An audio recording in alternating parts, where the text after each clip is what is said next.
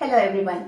आजकल हम सबके मन में एक ही सवाल है कि ये मार्केट्स का गिरना कब बंद होगा एंड एफआईआईज का पैसा इंडिया में वापस कब आएगा। मोस्ट इम्पोर्टेंटली इन्वेस्टर्स को ऐसे मार्केट कंडीशन में क्या करना चाहिए, इन सभी सवालों का जवाब जानने के लिए आज हम हैं हमारे कंपनी वाइस फिनसर्व के CEO and CIO mister Ajay Kumar Yadav के साथ। Thank you so much for your precious time sir. Most welcome Gargi, any time. Sir, आजकल इन्वेस्टर्स की जुबान पे एक कॉमन क्वेश्चन है कि ये मार्केट का गिरना कब बंद होगा।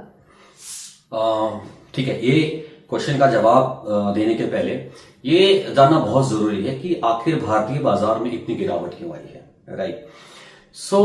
और इस करेक्शन का सभी लोग इंतजार कर रहे थे इनफैक्ट, क्योंकि पिछले 12 महीने से हम ही नहीं, बहुत सारे fund house, asset management company, सारे लोग बात कर रहे थे, राइट, कि हमारे भारतीय बाजार काफी एक्सपेंसिव हो चुके, जो दिख भी रहा था। और मिड कैप और स्मॉल कैप में तो काफी फ्रॉडीनेस भी दिख रहा था, राइट। लेकिन ये सिलसिला स्पीड अप हुआ सितंबर महीने के बाद में, जहां पे हमारे Q2 अर्निंग्स रिपोर्ट बहुत अच्छे नहीं आए, राइट। और उसके बाद में Q3 के अर्निंग्स रिपोर्ट लोगों को उम्मीद थी कि थोड़े अच्छे आएंगे, लेकिन वो भी अच्छे नहीं आए ठीक ठाक थे, लेकिन इतने अच्छे नहीं थे। सो कहीं ना कहीं सभी ने नोटिस किया कि there is a slow down in the GDP, right, liquidity tight है।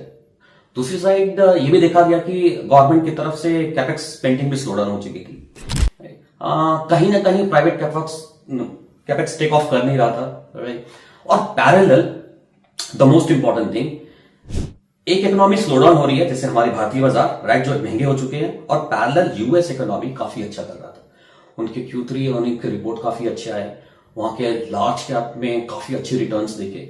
सो एफआईआईज ने डिसाइड किया हमें सेल करने के लिए और वहां पे अपनी पोजीशंस को बिल्ड करने के लिए। उस समय इनफैक्ट 4 उनका 10 ईयर ट्रेजरी यील्ड करीब 4.8 तक भी पहुंच गया था। फिलहाल अभी तो 4.3 है, और एक ये काफी अच्छा रिटर्न माना जाता है। अगर यूएस के का बाजार और इकोनॉमी 4.8 का 10 ईयर ट्रेजरी यील्ड आ जाए तो काफी अच्छा माना जाता है इसे। और मोर ओवर अगर हम देखें तो हर साल एवरेज 2-2.5% रुपये हमारा डिप्रिशिएट करी जाता है, तो उनके लिए एक रिटर्न हो गया 4.5 एवरेज मान लीजिए, और 2-2.5% रेटिंग में करीब 7-7.5% का उनके लिए रिटर्न बन गया, राइट।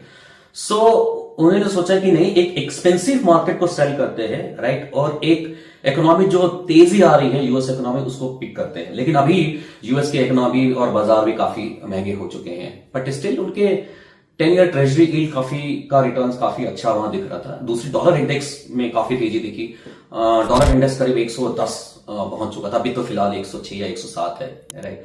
सो ये कुछ वजह रही हैं जिसकी वजह से, राइट, हमारे भारतीय बाजार में करेक्शन आया। और ये थमेगा तब, द मोस्ट इंपॉर्टेंट थिंग, जब हमारी अर्निंग्स पिकअप होंगी। तो ये आप इवैल्यूएट करते हैं कि हमारी अर्निंग्स पिकअप कब होंगी, राइट। सो देखिए, एक अच्छा बजट पेश किया सरकार ने, राइट। आरबीआई काफी अच्छा काम कर रहे हैं, अभी लिक्विडिटी मार्केट में इन्फ्यूज कर रहे हैं।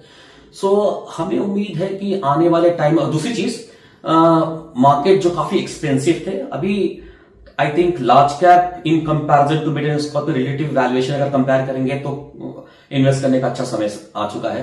वैल्यूएशन थोड़ा ठीक ठाक हो गए हैं, मिड कैप अभी भी थोड़ा सा एक्सपेंसिव लग रहा है। अगर मैं 5 साल के वैल्यूएशन मैट्रिक्स पे इसको मैं अगर एनालिसिस करूं तो, राइट। सो मुझे लगता है कि अगर मार्केट्स की अर्निंग्स पिकअप करते हैं, आरबीआई के लिक्विडिटी इन्फ्यूज करने के बाद में जीडीपी को एक्सलेट करने के लिए अच्छा बजट पेश किया गया, तो आई एम श्योर दैट कि अगर अर्निंग्स हमारे अच्छे आते हैं तो एफआईआईज जरूर वापस आएंगे। बट अर्निंग्स आने में अभी समय लगेगा। Q4 के अर्निंग्स आ रहे हैं, बहुत अच्छी उम्मीद तो नहीं है, बट हो सकता है कि थोड़ा बेटर हो। सो आने वाले महीनों में हमारी अर्निंग्स अगर पिकअप करती है, बिकॉज हमारा long term structural growth story बहुत अच्छा है, सो मुझे लगता है कि आएंगे वापस, बट थोड़ा अर्निंग्स जब तक पिकअप नहीं होगा नहीं आएंगे। सर, सो ऐसी वोलेटाइल मार्केट कंडीशन में इन्वेस्टर्स को क्या करना चाहिए? देखिए, जब कोई इन्वेस्टर अपनी इन्वेस्टमेंट जर्नी स्टार्ट करता है, राइट, वो अपने इन्वेस्टमेंट्स को प्लान करता है इस तरीके से ताकि उसके short term financial goals, medium term financial goals और लॉन्ग टर्म फाइनेंशियल गोल्स को वो मीट कर पाए। और जनरली शॉर्ट टर्म और मीडियम फाइनेंशियल गोल्स जो होते हैं वो 3 साल के कम के पीरियड्स के होते हैं। और ये सभी लोग जानते हैं कि अगर 3 साल का टाइम होराइजन आपके पास में है या उससे कम है तो आपको डेट में ही इन्वेस्टमेंट करनी चाहिए या फिक्स्ड इनकम सिक्योरिटीज में इन्वेस्ट करना चाहिए। तो फिक्स्ड इनकम मार्केट में तो इतनी वॉलेटिलिटी दिखी है तो वहां तो वो उनके गोल्स इंपैक्ट नहीं किए होंगे। लेकिन जब आपने ऑलरेडी चूज किया है कि मेरे जो भी लॉन्ग टर्म फाइनेंशियल गोल्स है और मैं इक्विटी के माध्यम से वो सारे अपने फाइनेंशियल गोल्स को पूरा करूंगी या करूंगा, तो हमें इसमें बिल्कुल भी वरीड नहीं होना चाहिए। देखिए ये मार्केट का नेचर है, वॉलेटिलिटी, ऊपर जाना नीचे जाना, और एवरेज 5 से 7 साल 10 साल में रिटर्न्स 12 से 15% में कंपाउंड हो जाते हैं, राइट। तो one should not get much worried about this volatility. और जब हम मार्केट में आए थे, राइट, तो ये जान करके आए थे कि नहीं हमें 5 साल 7 साल 10 साल के लिए अपनी लॉन्ग टर्म फाइनेंशियल गोल्स के लिए इन्वेस्टमेंट करना है। अगर आप मार्केट की वॉलेटिलिटी को बीट करना चाहते हो, right, then you have to be in the market, right. डर के भाग करके बीट नहीं कर पाओगे। So discipline is the key, patience is the key, and I am sure that you will be able to easily ride this volatility, right. Sir, so ऐसे में investors के लिए काफी क्रूशियल क्वेश्चन है कि वो अपनी एसआईपीज का क्या करें, क्या बंद कर दें या फिर उन्हें कंटिन्यू रखें? नहीं, आई थिंक एक बहुत ही इंपॉर्टेंट क्वेश्चन आपने पूछा। एसआईपी एक ऐसा मैजिक टूल है, राइट, जहां पे इस समय तो उसे बिल्कुल बंद नहीं कर, ज्यादा कमाल इस समय एसआईपी अभी दिखाएंगे। इमेजिन करिए आप आज से 1 साल पहले जब मार्केट में तेजी थी, 1000 रुपए में, एग्जाम्पल के तौर पे बता रहा हूं मैं आपको, 1000 रुपए में आपको, ठीक है, 10 यूनिट म्यूचुअल फंड के यूनिट्स मिल रहे थे, राइट। और 1 साल के बाद में जब मार्केट हमारे महंगे हुए, ठीक है, तो आपको 1000 रुपए में 8 यूनिट मिल रहे थे। और आज इस गिरती हुई बाजार में आपको 1000 रुपए में अगर कोई बोले 14 यूनिट लीजिए, तो क्या आप बंद करेंगे या आप एसआईपी बढ़ाने की कोशिश करेंगे? Obviously yes. इस मार्केट सिनेरियो में आपको एसआईपी बिल्कुल कंटिन्यू करनी चाहिए। सस्ती यूनिट्स मिल रही है, फटाफट इकट्ठा करिए। अगर एडिशनल पैसा नहीं है इस बाजार में टॉप अप करने के लिए, लेकिन एसआईपी को तो बिल्कुल चलाते रहिए। Best way to do rupee cost average, right, और इस समय इकट्ठा करते रहिए सस्ते यूनिट्स। ऑलराइट सर, एक और इम्पोर्टेंट क्वेश्चन, रिटायरीज के पॉइंट ऑफ व्यू से क्या उन्हें अपने पोर्टफोलियो में कुछ एडजस्टमेंट्स करने चाहिए गिवन दिस मार्केट कंडीशन? देखिए, रिटायरीज का पोर्टफोलियो हम जब भी बनाते हैं, ठीक है, वो एक पिरामिड स्ट्रक्चर के बेसिस पे बनाते हैं। बॉटम ऑफ द पिरामिड में हम जनरली, राइट, जो रेकमेंड करते हैं सभी को, government securities, AAA rated bonds, state government bonds, right, बहुत सारे पीएसयू रिटायरी को हम रेकमेंड करते हैं कि नहीं आप SLW को ऑप्ट करिए, राइट। एनविटी होता है, राइट। सो ये जो बॉटम ऑफ द पिरामिड होता है वो रॉक सॉलिड होता है, depending upon their risk profile, time horizon and various short term, medium term and long term financial goals, right. So मुझे लगता है कि अगर उनका पिरामिड के बेस पे एक एलोकेशन बनाया गया है, एसेट एलोकेशन बनाया गया है, तो उनको तो बहुत बॉदर करने का जरूरत नहीं है। बिकॉज सबसे इंपॉर्टेंट गोल किसी भी रिटायरी का रहता है कि मेरे अकाउंट में एक रेगुलर फ्लो ऑफ क्रेडिट होते रहना चाहिए, right, to meet my expenses requirement, right.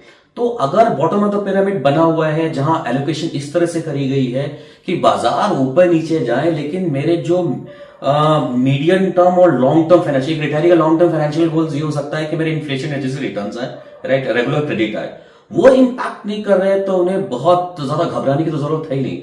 जो पीक ऑफ द पिरामिड में लार्ज कैप्स रखे गए या थोड़ा मिड कैप का एक्सपोजर रखा गया, वो एक बेटर इन्फ्लेशन एडजस्टेड रिटर्न्स के लिए रखा गया है, तो वो तो हमने लॉन्ग टर्म के लिए रखा हुआ है। तो अगर आज उनके पास में तो पैसा सरप्लस है नहीं, अंटिल अनलेस की कोई रिटायरी कुछ कंसल्टेशन का काम करने लग गए, राइट, किसी के पास एग्रीकल्चर इनकम है या किसी के पास रेंटल इनकम है, राइट।